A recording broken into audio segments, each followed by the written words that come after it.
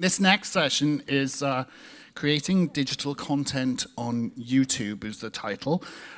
During this session, we'll learn what it takes to produce digital content for YouTube.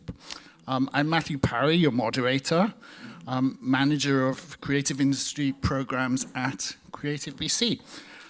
We're joined today, there should be somebody else who's joining us on the screen there. There we go. I'll ask everybody to do an introduction, and perhaps we'll start with the person on the screen there. Joining us virtually, we have Stephanie Wilson-Chapin, Strategic Partner Manager at YouTube. Stephanie, can I ask you to introduce yourselves and tell us a little bit about you and your work? For sure. Okay, this is super weird. I'm just putting that out there. I look really big. I'm Stephanie Wilson-Chapin. Yes, I manage partnerships, media partnerships. So that means I have all of the major broadcasters, news organizations, and it's my job to help all of those bigger enterprises figure out their YouTube strategy. I've been here for 2.5 years. Prior, I spent over a decade at Bell Media, where I managed the digital businesses for news, entertainment, sports, and Crave. That's great. Thank you so much. How about we go to you next, Sheila? I know we've heard some from you before today, but just in case anybody missed who you are. Yes. So in this context, most of what we put on YouTube at the moment is the Creator Network projects, which are the short documentary style, 5 to 6 minute generally pieces that we do. We are actually looking at putting our long documentaries on YouTube as well. We started to do that with national documentaries, and it's getting really great traction. Because in my case, most of the people I work with are under 40, and their networks and their peers, YouTube is their channel. So to put their work on YouTube is incredibly smart and rewarding, and we get really great traction. That's great. Thank you, Sheila. So next to you is a new face for the panels today. This is Kevin Wong. Kevin, tell us a bit about yourself and why you would be on this panel. My name is Kevin Wong. I'm from Vancouver, and I'm an independent producer. I also own and operate a media production company. I've worked with CBC, both through their Creators Network platform, as well as Absolutely Canadian. So we've had a few Leo-nominated and award-winning documentaries through that platform. And I like to innovate and use these platforms, connecting through like marketing and through traditional film. That's great. And then Janine Steele. Hello again. So for those who maybe weren't around first thing this morning, I'm Janine Steele. I'm the Director for Interactive and Digital Media at the Canada Media Fund. And so part of what I'll talk about a bit today is we support digital media content creation, specifically content creators creating content, short-form content for social media platforms like YouTube. And in my past life, when I was at the National Film Board, worked for a studio there called the Digital Studio. We spent a fair amount of time building content specifically for social media, sort of in the early to mid 2010s. So have a little bit of experience about, which is, I mean, it's a lifetime, 10 years really. But at one point I had some experience in putting content on these platforms. And in another of Janine's past lives, we were colleagues when she worked at Creative BC for a few years as well, right? Exactly. So that's how we know one another. Thanks, everybody. Thanks for the introductions. The way it's going to work today, we have until about 3:45, which is when we'll start asking questions. And there will be an opportunity for you to put your hand up later. But you can also, is it Slido? You can also go onto Slido now and ask your questions there if you prefer to do that. And then we can answer them later. I have a bunch of questions that I'm going to go through, and I'm just going to throw them at the panel and see who would like to answer them. Talking about what content works for YouTube, and perhaps Stephanie, we'll start off with you with this one. What type of content do you think does well on YouTube? What are the viewers there looking for? It's a very general question, I know, but can you give us your insight and expertise? It is a difficult question. there isn't one genre that stands out specifically. I will say that when people are looking for content, we're absolutely seeing a shift to creators and their form of storytelling and connecting deeply with a creator as part of a community, as a real fan. We talk a lot about fandom.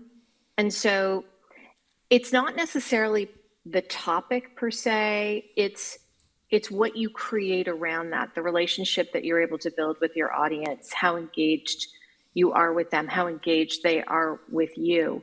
I think that's one of the unique things about the platform. I will say in some instances, I was just thinking about documentary, for example. I will say I manage our news partners, and investigative documentary for sure is one of those things that does particularly well on the platform. But I would say it's really successful folks are connecting with their audiences, producing content they know they want, and building this community of fans. That's great. Thank you. Thank you. And sort of following on from that then, in the room with us today, I know you're not in the room with us, obviously, but we have so many sort of traditional film and documentary kind of makers here who might be thinking about transitioning to YouTube. Kevin, I just wondered if that's, because you've make traditional content as well as YouTube, so tell us about your experience. Well, like what was just said, it's genre specific, it's quite wide, which can be a beautiful thing. I think, we now have a platform where we can create whatever type of content we want, whatever type of films we want, long form, short form, and we now have a platform to put it on. But how do we engage our audience? I think it's how do we create narrative around our films? Because I think the films now have a platform that anyone can access, which is such an awesome thing. But it's about finding new and innovative ways, I think, to engage your current audience or create that current audience. I think creating narrative around the film itself, creating behind the scenes, creating panels, discussions, doing interviews, podcasts. There's so many different unique ways to now take that film and create different categories around it, which can kind of test the waters and see, like, can I pull an audience from here? Can I pull an audience from there? I don't think there's one way, but I think that's the beautiful thing about a platform like YouTube now. It's a canvas that you can experiment, and you don't have to commit. You can pivot and adapt from there. Sheila, how about you with your perspective there in terms of stuff specifically for YouTube or using YouTube? Yeah, so for us, we're creating not so specifically for YouTube. So for the Creator Network, the mandate is to work with young emerging creators and give them an opportunity to work with CBC. And work with CBC, in our case in the West for BC and Alberta, we do documentary style. And so learn how to make documentary with us in a very short format, which we release on YouTube, but we also, a lot of times you'll see them within the TV news shows, you'll have a radio interview with them, you'll have social that goes with them, you might have a web article. So number one is sort of speaking to the same thing in that, again, if you're pitching to us, it's why this story, why now, why are you the person to tell it? And give it to me with so much passion, because I feel that the stories that come from the heart of both the creator, the filmmaker, as well as if it's documentary style and they're not on the screen themselves, but the characters on the screen, if they're speaking from the heart, it's going to find the audience. And we've had like wildly different shorts be really, really successful for different reasons. But number one, they were always told with passion, and they found an audience. And because they wanted to share it, the people wanted to share it. And if the audience wants to share it, that's your success right there. It's grassroots. It's literally one person tells another person, you got to see this. So it starts with story. Right, and so that potential involvement of YouTube has to be there you would encourage producers to think of that from the very earliest stage in terms of their planning. Yeah, again, YouTube is great for us to use on CBC to have as another platform because we can, for instance, if we release on TV, we release a 1 hour doc on TV, it has to be 43 minutes and 54 seconds. Thank you very much. End of story. 3 commercial breaks. You don't have to worry about that with YouTube. So you can make the length that tells the story the best. And then what comes out of that, like what Kevin is talking about, is the support of how you get the word out. Behind the scenes, you do interviews, you do these different things, but you're trying to engage an audience that has literally hundreds of hours of new media that they could watch every day. So how do you get their attention? Story. Why does this story matter, and who does it matter to, and how do you make sure that that person, first of all, sees it, who then tells another person that cares about it? It's story, number one. And just to add on to that, one thing with the Creators Network, which I found a huge success in, was, like Sheila said, 44 minutes, at minimum for a documentary. Okay, well now we have a 6 to 7 minute piece. All right, we have to make an emotionally engaging, impactful story in 6 to 7 minutes.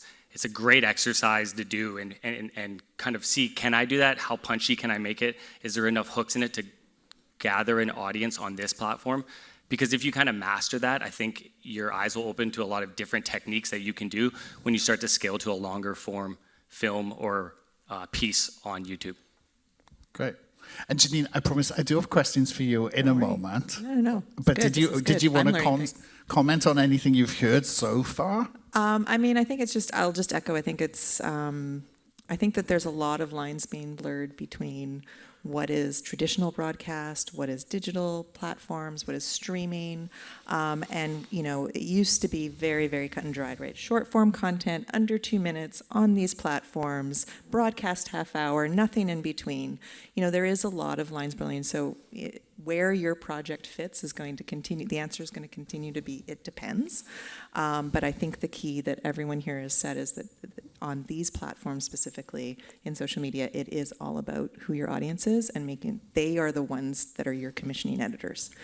So knowing your audience and building your content for them is the most important piece. Okay, great. Thank you. But obviously the other important, I think, question that's likely on people's lips is about monetizing that content, right? And Stephanie, can we start off with you? Once a documentary is on YouTube, what is the likelihood, or what is the magic that has to happen in order for content to start creating some sort of revenue? Right. So there is a threshold that creators have to meet. It's public information. You need to build up to at least 1,000 subscribers. And I think there's a watch time component. I think it might be 10,000 watch time hours over a period of time, or 10 million views for shorts over a 3-month period before you can begin monetizing. And the formal name for that program is the YouTube Partner Program. So when you set up your YouTube channel, you will work within our CMS, which is called YouTube Studio. And when you do qualify to earn, you'll get a message, you'll get a note right in that CMS that says you qualify for monetization. And besides just, I'm just going to touch on a few things here, besides just sharing the revenue that we earn from advertising, we also offer things like super thanks. We just introduced something called Gifts by Jules that you can, where you can earn these Jewel credits on vertical video. There are many, many different revenue streams available to you once you do qualify for the program. Even if you happen to have merchandise of some sort, your own e-store, for example, there are shopping integrations that you can do. So there's a variety of different ways that you can monetize, but you do need to build up your audience a little bit first. Of course. Kevin, do you want to speak to monetization from? Just an insight on it. As we all know, whatever we create, whether this is a documentary that we're pitching out, whether it's an idea, you have to work for it. I think monetization, it's a beautiful thing to think that we're going to upload something and we're going to start getting paid from it. But just like broadcast, just like anything else, we're going to have to work for it. And I think building up that community around it, it's going to take time. But I think as you start to do that, you'll start to see the rewards. So I think like monetization is something that is going to take a little bit of work. And I think there's different ways to work it, but just like in the real world, like not offline, not digital, like if we have a film in our hand and we're looking for distributors, we have to get out there and hustle and have meetings and really work for that thing. So I think it kind of goes hand in hand. It's just a different way to look at it. Great. And maybe I'll just add sort of, I think the other piece, there's monetization on the platforms. There isn't really a ton of public funding in this space. It's not necessarily a bad thing. As we've heard, it's very complex. I will come back to my program, but what I wanted to sort of talk about was brand sponsorships and brand deals. Maybe that's a question later. No, Okay. go for it now. Just to say that that's another opportunity for you as you build that audience. The other main revenue stream is building relationships with brands. And I think, again, what it comes back to is you're not necessarily selling a story. You're not necessarily selling a single topic or a single theme. You are selling, in many ways, you are the brand. You are the personality. You are the person that that brand or that sponsor wants to kind of hitch their wagon to. And so authenticity is a big, big piece in there. And then you can, if you build an authentic relationship with your audience, that's where brands and sponsors want to come and play, because they're not the era of sort of like influencer culture where people are sort of coming out of nowhere and doing these brand things. People can spot that a mile away. Audiences spot it a mile away. So that authenticity that then you attach yourself and work with brands that represent your mission, your values, your goals, and your audience sees that and sees that as authentic, that's when those brand deals will come through. And that's the other big part of your financing, I think. Of course. But staying with that as a subject, though, how do you attract that authentic kind of partner or sponsorship? Does anyone on the panel want to kind of talk a bit about that? Stephanie, I wondered about you, or Kevin? I think, I think creating those partnerships and those verticals are so important. And I think there's many different ways to do it, online and offline. And I think community building is forever, like you mentioned, like once your audience is connected to you, they will hopefully come along for the ride. And that's the whole ride. That's the constant content that you're putting out. I think verticals to build that audience online through YouTube specifically would be, say, YouTube Shorts. I'm sure we're going to talk about that in a bit. But YouTube Shorts is a great place to experiment and see what catches traction, but also who catches traction. There's a lot of ways to make emotionally driven content in short form. Things to think about are like, how punchy can you make it? Like, what's my hook? Like, is there a way to hook people at the beginning that are like-minded that are going to then start following your journey and your content? I think that's a great way to test the waters, and I think it's an empty canvas with no rules. As you said, influencer content is one way to do it, but if we're a creative, if we're directors, if we're producers, we do have to think of, okay, if I'm not an influencer and I don't want to put out influencer content, how can I start to create a community that's authentic to me? Is that creating is that creating more emotionally driven narrative around the pieces that I'm creating? Is that me doing tech reviews on the cameras that I'm using, or style, or any of those things? I think are some ways that I've seen success in. Stephanie, any thoughts on that in terms of identifying and working with those authentic feeling partners and sponsors? I mean, I think creators are the best ones to talk about that, to be perfectly frank. I think it usually comes down to, and you can correct me if I'm wrong, the size of your audience, how engaged they are.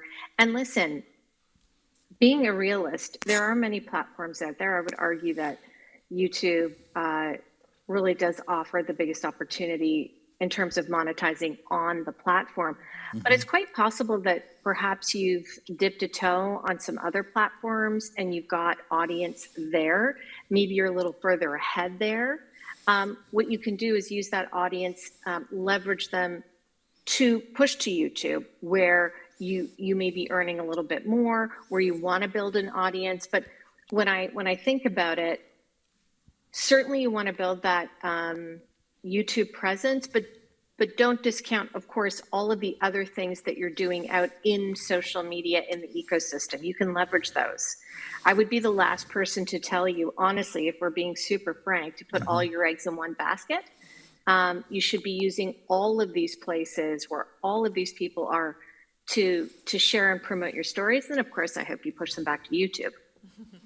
That's definitely sort of happened to me when I think about my own personal experience. You know, you discover something you might like on Instagram, but then you move to follow them onto TikTok, say, and then from TikTok you followed their longer form content, which might be on YouTube, right? It's a natural kind of migration that happens, and people could use to their advantage. Janine, about digital funding and your CMF. Do you want to tell us a little bit about that? Sorry, it's highlighted Thank here, you. so I must ask you. 3 times. I'm not even a sponsor. I appreciate it.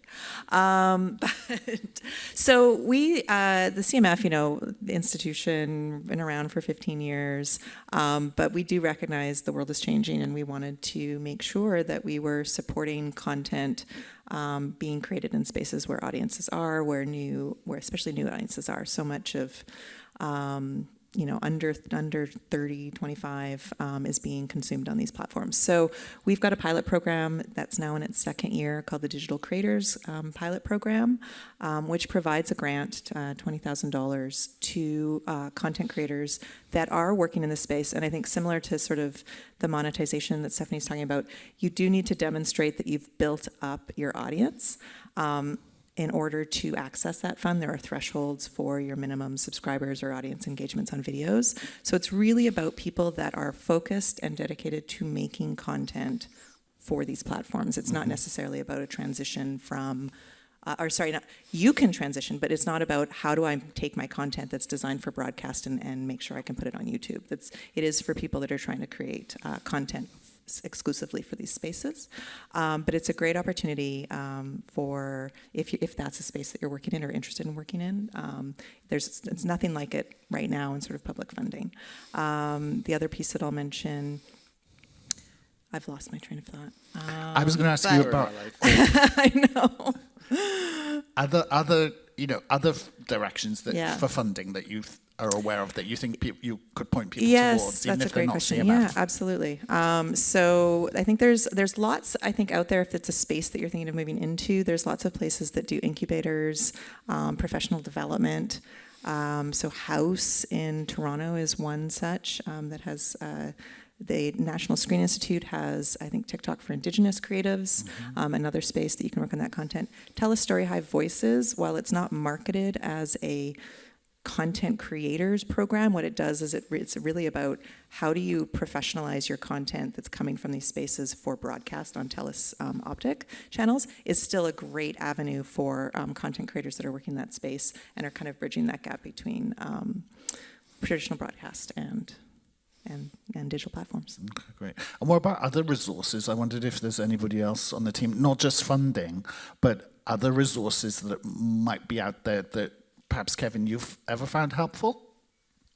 Yeah, definitely. I mean, I think one of the most fulfilling processes that we've been through is through Creators Network. I do think that has helped us really play into the creative world of filmmaking while not having to worry about the licensing and the rights and to everything, which CBC helps a lot with. Another thing is like partnerships. We were kind of talking about different verticals of monetization, but if we want to create, there are a lot of stories in the city to tell. There's a lot of stories everywhere to tell, right? So finding strategic partnerships where we can tell those stories, I think can kind of work as a monetization tool. So I think, finding partners that want to create is a great way. I'm not sure what other funds might be available. So Creator Network, the monetization part of it is moot.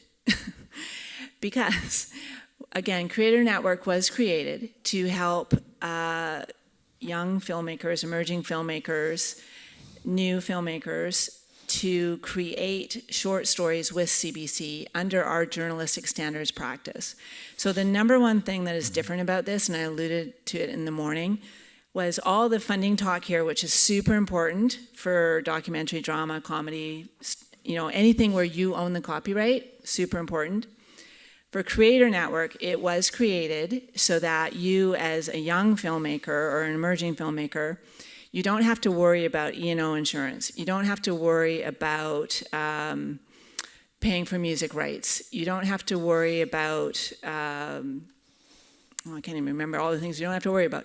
But basically, you don't have to worry about all of that because we contract under the Canadian Media Guild. So that's CBC's union. So when you do a Creator Network piece with us, like Kevin has done, we own the copyright. So you bring your story to us, you have a story you want to tell, but you're a temporary employee of CBC, and we own the copyright. So you don't have to worry about the business side of it. So basically, when you're working with Chanel and I in the West, in BC and Alberta, you are getting an opportunity to tell a mini documentary with all of our help and all of our nurturing and all of our guidance on how to tell that. But you don't own the copyright. So that is the number one discussion right off the top. You're not going to monetize on this, but is it going to be on your resume? Can you share that URL? Yes, absolutely. Another reason it's important to know that you don't own the copyright is you can't post it on your own channel.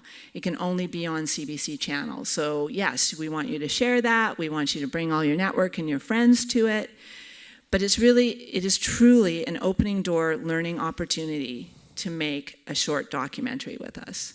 So it's odd to be on this stage when we're talking about funding and everything, because you won't do that with Creator Network under CBC, but you will make a film that will be on all our platforms in any way that we can use it.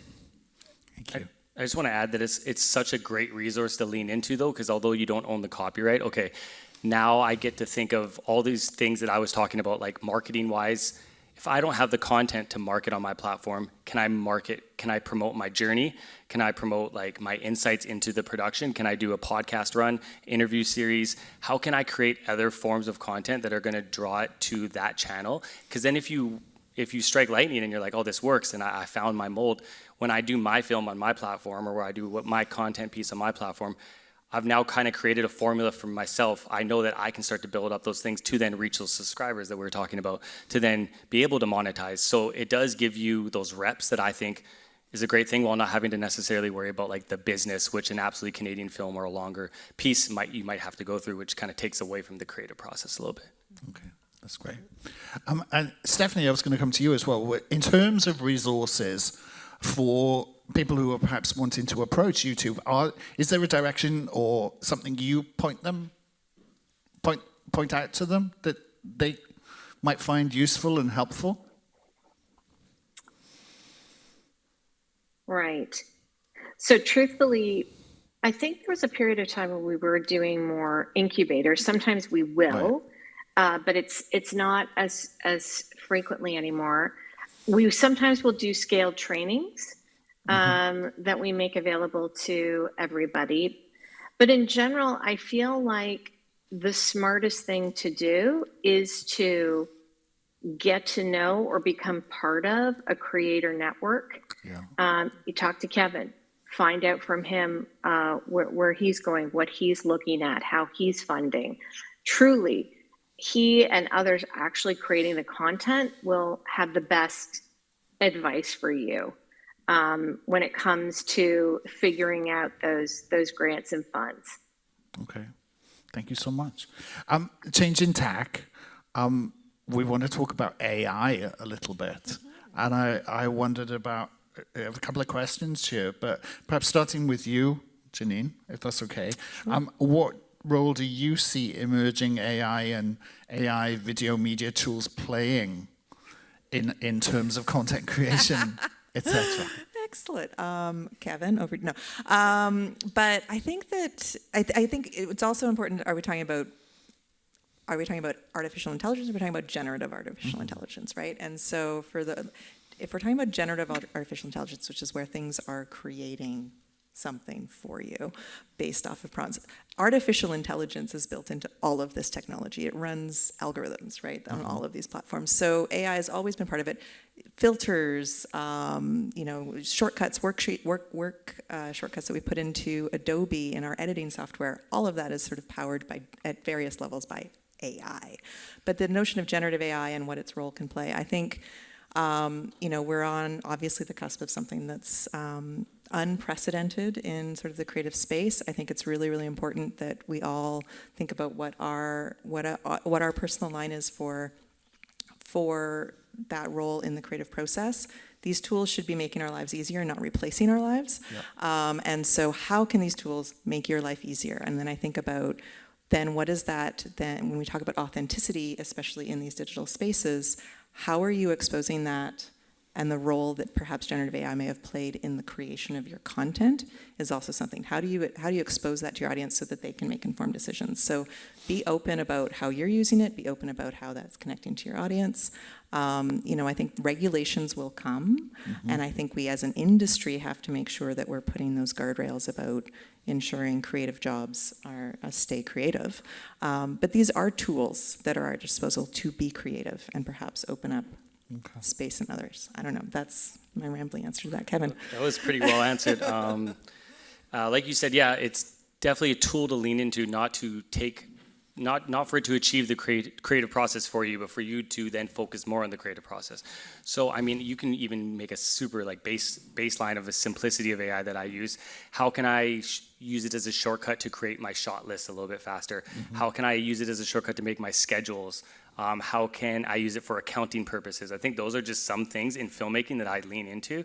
If you're talking about production process, even just, plugins and, noise removal and photo enhancings, even just even say documentary. Often you get a lot of photos given to you that you have to scan in or low quality. Now we can enhance them, we can make them better. There's so many tools to lean into.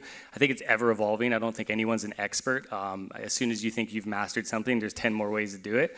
So but I do think that it's definitely going to be something that that for now on we'll always lean into. And I think it's been around. It just hasn't necessarily been such a buzzword. And now that it is, I think there's a lot of resources. But I think we'll definitely use it. And yeah. Sure. Sheila, do you have any concerns or thoughts about the use of AI in terms of... Well, journalistically, yes. Yeah. For CBC, journalistically, we have a lot of parameters we are putting around it. There's a lot of research going into it because authenticity and rights and who is the actual creator of something, copyright, all those things. There's a whole business side of it as well. But again, you don't want to create something that you can't absolutely say is yours.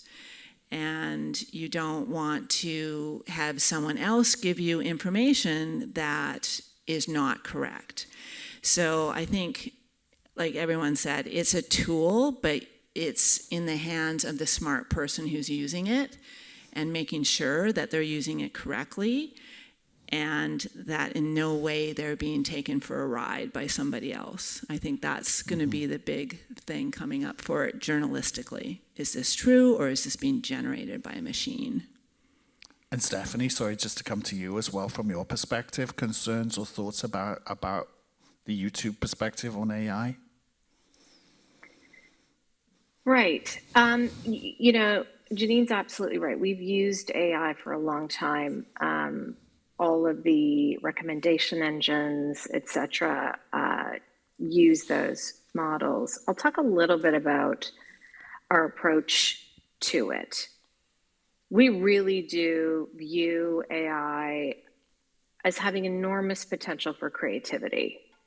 But we also want to build and offer tools in a responsible way. So our approach has actually been very slow comparatively and thoughtful. I don't know if you saw the announcement that we made. We are now, we've got a label for AI. Any content that's created using AI is labeled synthetic content. Initially, it was up to the creator to label it as such.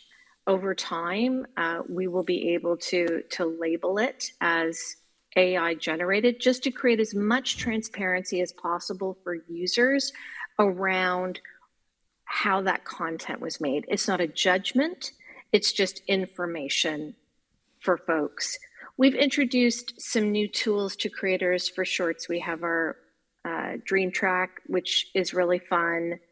But as I watch our teams launch AI products, I'll tell you that the way that we do it is to begin with a very, very, very small pool of creators that who we test it with. We don't build things in a vacuum. As we think about how we want to integrate AI, we are consulting with creators, the production community, everybody who has skin in the game to find out what will work, where the concerns are, etc. So that's really our approach. Slow and steady testing, asking for feedback, with the goal of hopefully making storytellers' lives easier and unlocking creativity for them. Okay. Thank you so much. We only have a few minutes left before we have to jump into questions, and there was one question here that came in from someone, and I think it's such a good question. Any advice for somebody who is starting out, hoping to compete on YouTube, but they're above the usual demographic? They're an older person. Is YouTube a platform that somebody like that can really strive on, or is it more of a young person's game? Any thoughts? Kevin, what do you think about that? You're young, though. I think there's no boundaries on it. I think it does not matter your age. It does not matter what type of genres you're producing, what you think your community is. I think you just have to remain authentic to yourself. But if you're watching YouTube, you can assume that a demographic your age or higher is also watching it. I think everyone's watching it. I think it's a beautiful thing. So I do think that there's no limits on that specifically. YouTube looks great on an iPad, so that's, I think again it comes back to your audience, right? And I think there's a woman that I follow, her name is Tactical Grandma. She plays Call of Duty exclusively and streams it. She's fantastic. She's at least 65, 75 years old. So, I mean, there is an audience for this. I think it comes back to that authenticity. Who are you speaking to? Where does that audience congregate? So is that YouTube? Is that Facebook? Is that Instagram? And then tailor your content for the audience that you want to reach. It is absolutely limitless. Stephanie, do you have any comments on that in terms of the demographic and not just of the audience, but potential for older creators? Absolutely. I'm going to echo what everybody said. We have many examples of quote unquote older creators. It's not, the wonderful thing about YouTube is it's really not about the age of an individual. It's about the content. It's about their passion. So for example, we recently launched a product called Courses in Canada, where YouTube creators can create paid courses. And one of the creators who leaned in is in her mid-70s, and she does a channel dedicated to knitting. I knit. So many people do. It's not about age at all. It's that she's so passionate and so good at explaining things. So honestly, and also just practically speaking, at least in Canada, 98% of the online population is on YouTube. So it means that we pretty much align with the census. It doesn't skew one way or the other, because we really legitimately do have everybody. I would just focus more on what you love, the story you want to tell, more than anything else. So that authenticity and connection to the subject is so important. Obviously, you've all reiterated that. That's great. But in terms of, you said about knitting there as an example. Another question that we had was, what kind of digital stories and content is selling these days? We all observe trends. I know in my role, looking at different applications come in for funding programs, sometimes somebody seems to hit the zeitgeist and we get a bunch of things in all for the same. I just wondered, do you observe that? What is selling these days is my question, I guess, Stephanie. I will go back to, we actually have a 2024 trends report that you can Google YouTube 2024 trends. And it's not so much, again, around the topic. It's around this idea of fandom and your ability to create community around the content that you make. Because YouTube is so vast, it's really hard to point to specific content that's selling. Remember, advertisers will often buy on audience, not necessarily on topic. And so I guess my point is, and I think everyone's been trying to say this in different ways, don't try to reverse engineer the platform in any way. Right. Don't sit there and think, what can I make for YouTube that's really gonna like?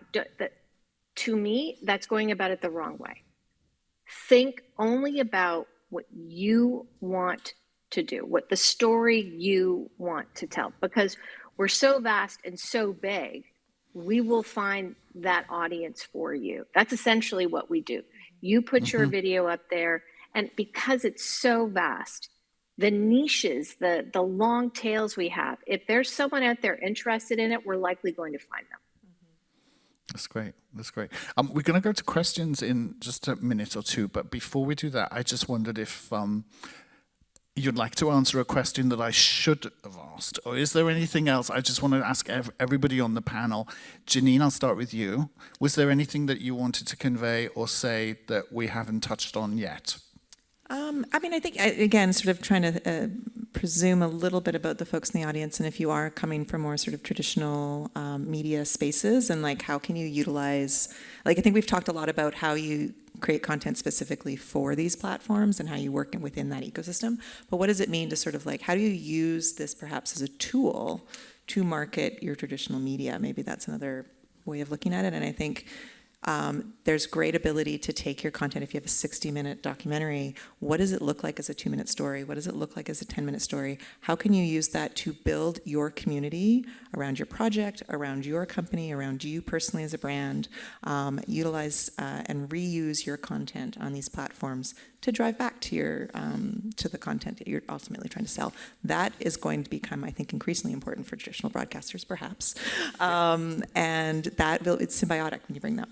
Okay, thank you. Yeah, I think repurposing content is a huge thing. So, and I think a nice thing about, for example, YouTube Shorts that we kind of talked about, and also following trends, like when you're making your content that you're passionate about, I say, go off emotion and create what you like and love, and don't change that authenticity. But if you really want to play into trends, that's when you can take your long form content and play into YouTube Shorts and try new things. I think before we'd always be married to like, what's our rollout looking like, what's our marketing plan and how we're going to roll it out, what's the strategy. But the thing now is you can dump a bunch of content out. You can see what does well, you can cut it up, you can change your hooks at the beginning. There's so many ways to adapt to it and constantly try it out. And once you find momentum, that's where you can double down on.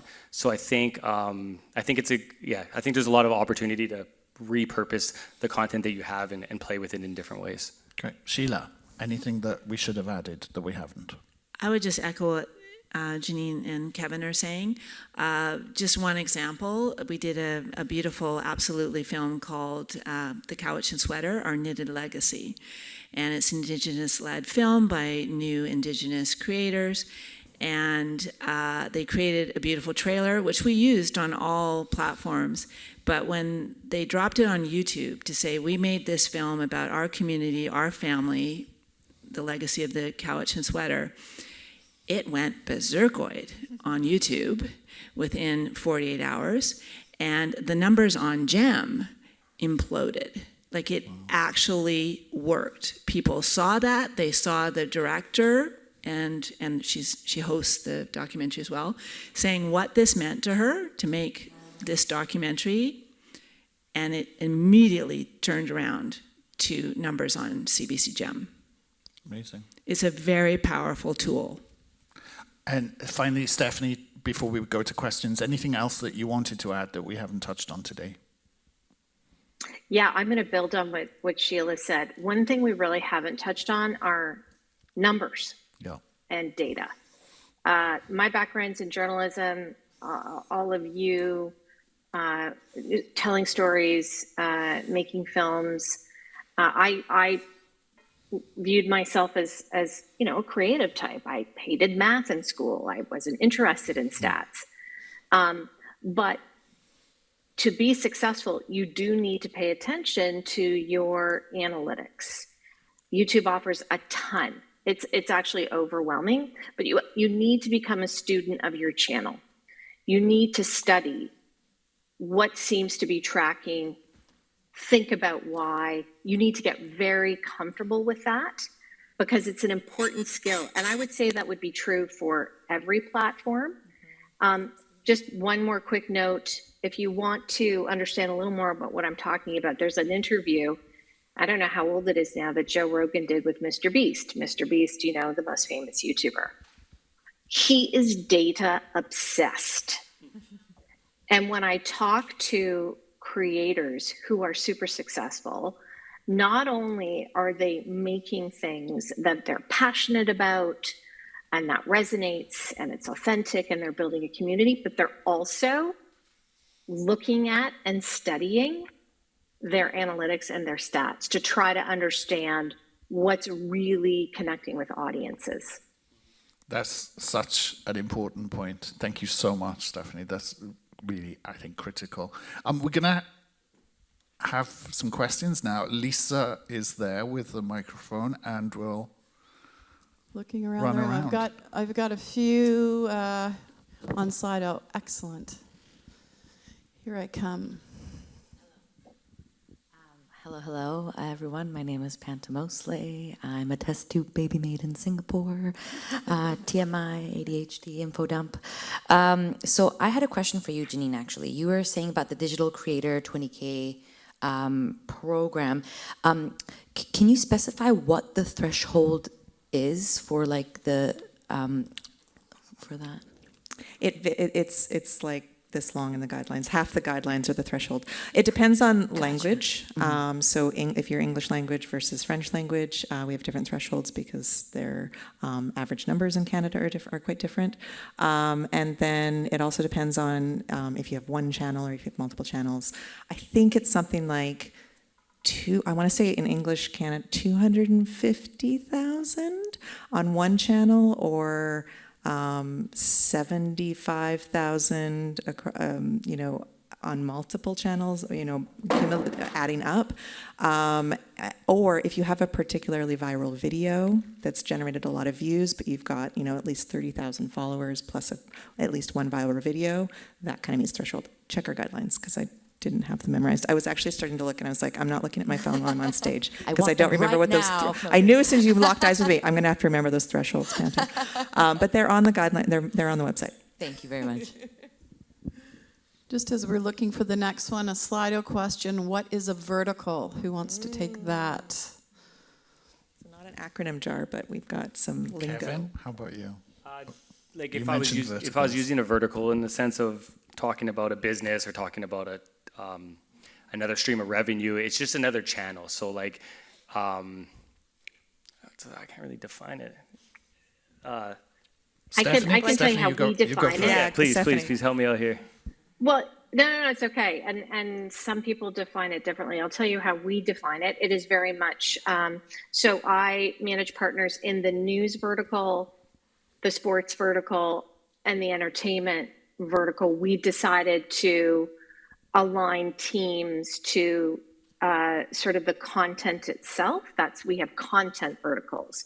There are other definitions of vertical, but that's how we've done it, because in each of those vertical categories, there are different opportunities as well as challenges. So opportunities for news content are quite different than for sports, than for entertainment, for example. And sometimes you might hear it referred to as vertical video as opposed to horizontal video. Maybe that's old school now, but sometimes it'll be used in that context too.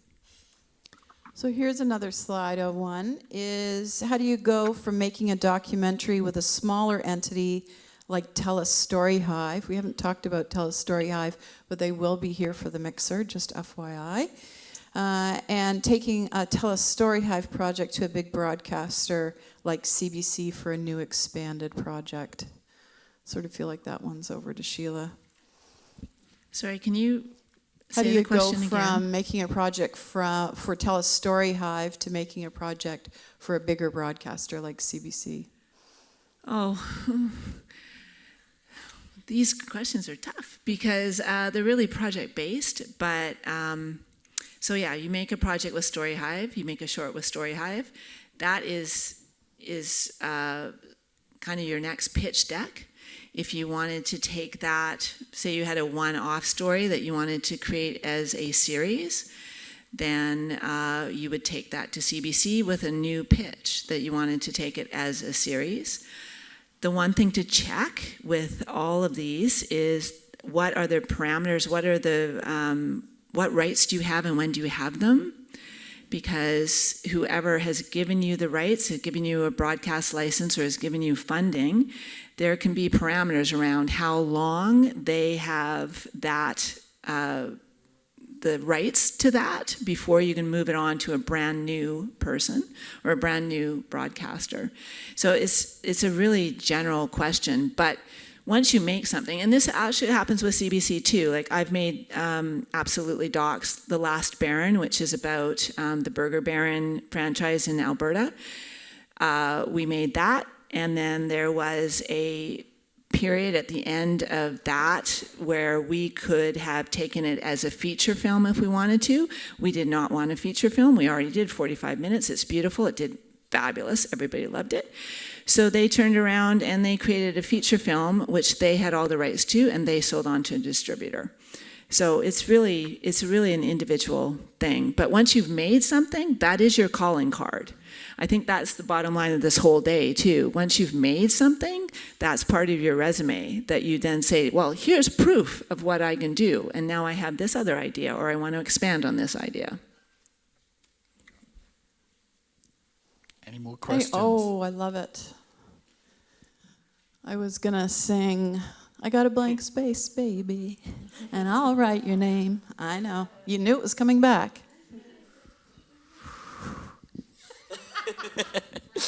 I also messaged this in Slido, so you can ignore that. But thank you for being here, everyone.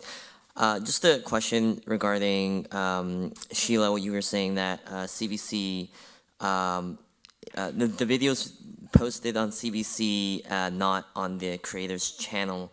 But in the description, do you guys shout out the creator and can you post their channel on there? And then Kevin, do you have any experience with how you've been able to use that description to capitalize on bringing audiences to your channel? Yes, to answer the question about CBC, in the description, of course, the creators, the writer, director, all the key creatives are listed in the description. When you make a film with us, you're making a film with us, and we are trying to elevate your work, and you're in the spotlight. So we want you to be as proud of it as we are of it, and you get full credit for all of that. So even though you're contracted, like you're a temporary employee for us, and we have the rights for all time, you're the creator of it. So you work with us, and depending on your level of experience, depends on how much we help you create the story. Like we are right there from the beginning. You pitch the idea, we start to brainstorm the idea, the story arc, the character development, all of that. So you're actually making this little doc. It's like a little mini documentary course, I would say. I mean, Kevin can speak to this because Kevin and I have worked a lot. Kevin Suman, who's over there taking pictures. We've done Absolutely Canadian and Creator Network. We've done both kinds of projects. We've done them a lot. And when they first came to me, they had never done any kind of documentary. So they learned with us. But they have full credit for the work that they've done. Yeah, and I think just to add on to that, obviously if you're the one that directed it, for example, you will be in the credits, right? And if you've made an impactful film that there's an audience that yearns to know more about it, they'll find you and they'll come to your channel. I think again, it's just another reason to it's not just about it's about the documentary being in your portfolio, but it's also about what do you do with it now that even if it's on CBC's platform. There's now new eyes on your name, but also now you can use that and leverage that in meetings. You can leverage that in other things that you want to do. It's really about what you do with it. I think when we did both of our films, we went on a podcast run, so we booked a bunch of podcasts. We talked about the film. We did a premiere, but we invited as much of the community to the premiere as possible. But now at the premiere, we're doing the highlights. We're doing some fun, engaging activities there. Now we're building a community there that's not just going to watch our film. They're going to hopefully follow us to our next film or our next content piece. So it's really about repurposing all opportunity. Like, what can you do with the opportunity you're getting is always going to be how innovative you are. Stephanie, you were just nodding your head enthusiastically to that. I just wondered if you did want to add anything as well, though. No, I think, honestly, when it comes to these things, it's really best to, as I said, create that creator network. Sharing those experiences, talking to one another, sharing best practices is honestly incredibly powerful, way more powerful, to be perfectly frank, than speaking to someone like me. Really. While I work here at YouTube and certainly have insights on some of the business stuff when it comes to storytelling and creative, it's really your fellow storytellers and filmmakers who are experimenting who I think will give you the best insight. Thank you. Thank you so much. That's it. Lisa's shaking her head saying we have no more time for any other questions, and we are only 45 seconds short, so I think we can wrap it up. So I will just say thank you, everybody, so much for participating. Thank you for making this such an easy panel for me to moderate, because you all have plenty to say, which is great. So Janine Steele, Kevin Wong, Sheila Peacock, and Stephanie Wilson Chapin, thank you so much for joining us. Thank you for having us. Thank you.